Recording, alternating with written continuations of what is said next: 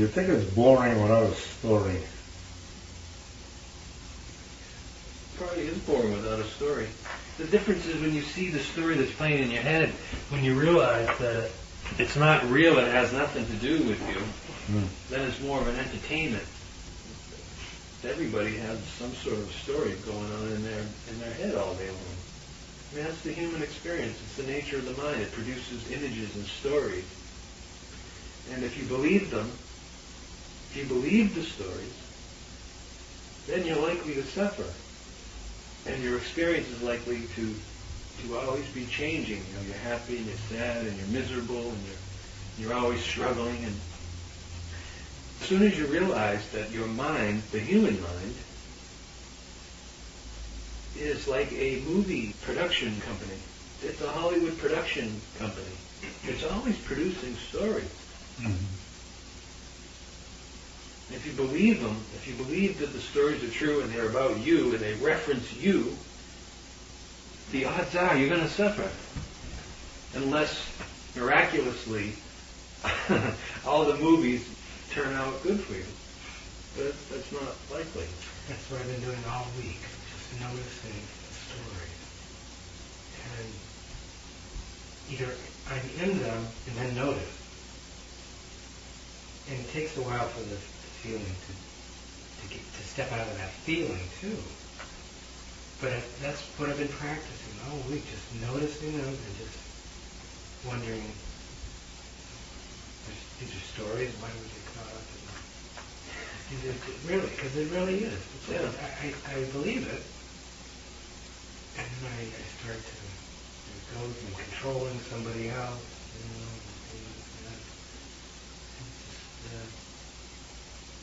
and I'm wearing myself out.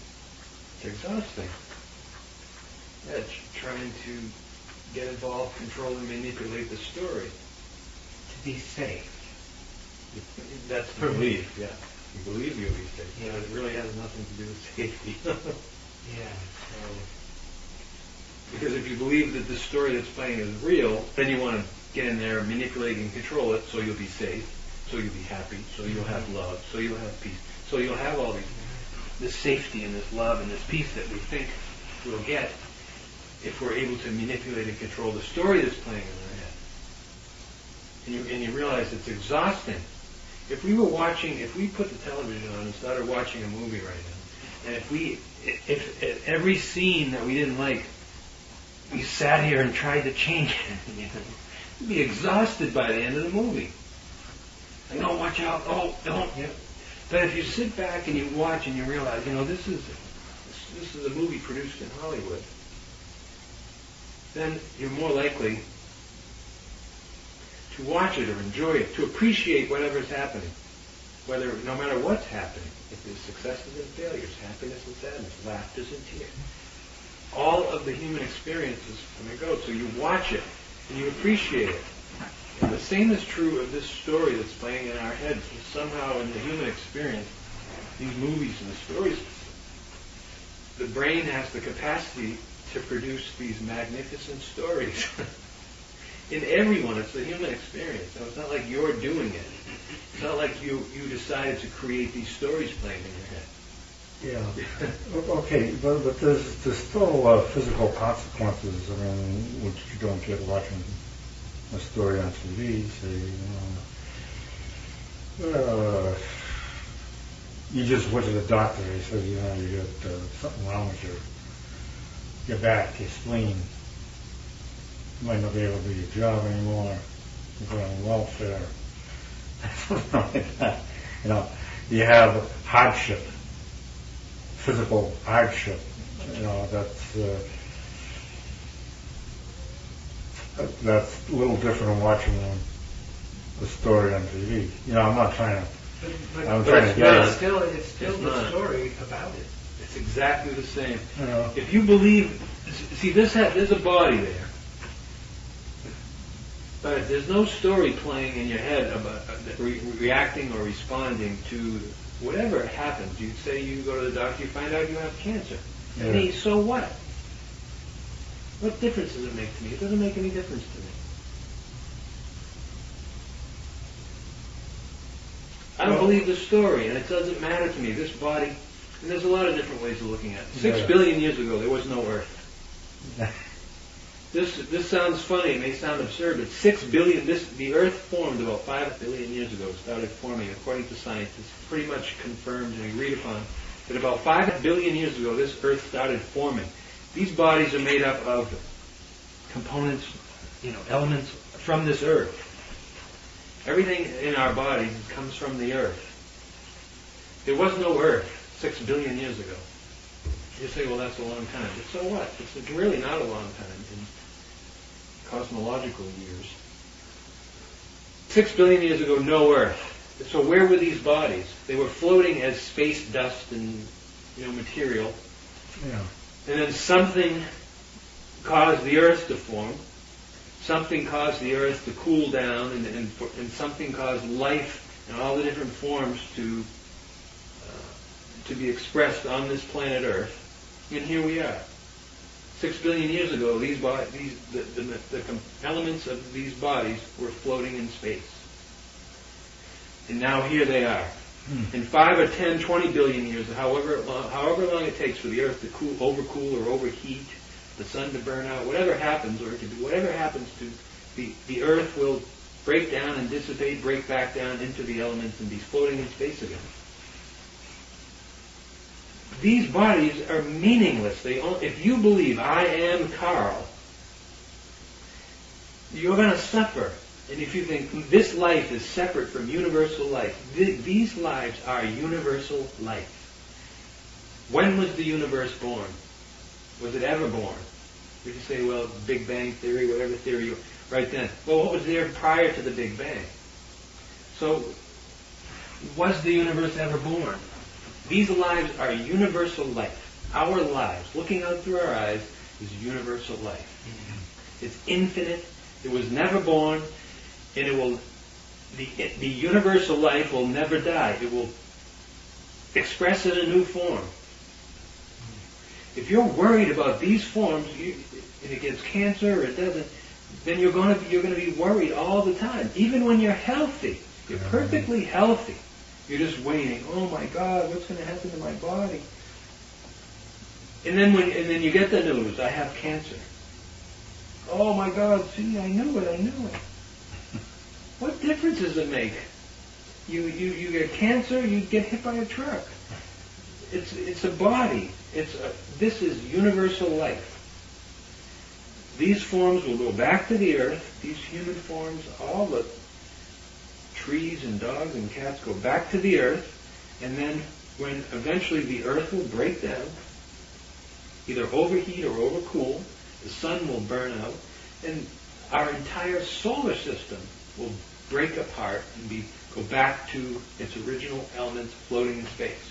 Well, aren't you afraid that you'll forget all this stuff, after you die, and then you have to go through all this shit all over again? I don't know anything about rebirth or anything. My rebirth happens to me throughout my day when I think of myself again. That's the only rebirth that I know anything about, which I see that happening all the time. I forget all about myself. I'm busy cooking, I'm busy working, I'm busy completely involved in whatever I'm doing. Where's Stephen? It's only when the thought about Stephen and his health, Stephen and his career, Stephen and his relationship, and then, oh my God, what am I going to do? Then Stephen is reborn in the form of the thought and the story. That's rebirth to me. I have no experience with any other rebirth some people apparently do. I don't know anything about that.